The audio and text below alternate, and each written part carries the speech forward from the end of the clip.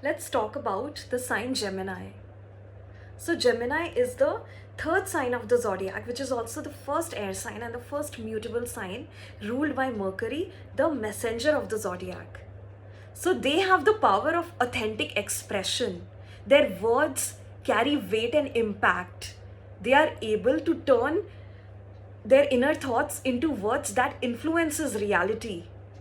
They are able to transform the information that they have gathered through their learning into knowledge and then translate that knowledge in such a way that people are able to understand it in a simpler manner.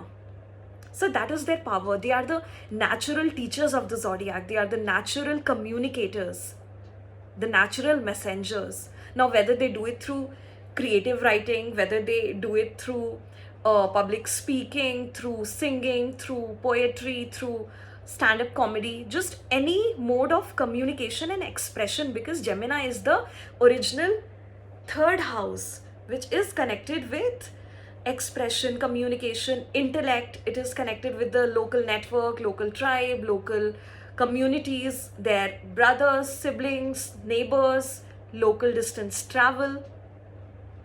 So, what Gemini needs to understand is that they just have to focus their energy in one direction and not scatter their energy into 10 different directions.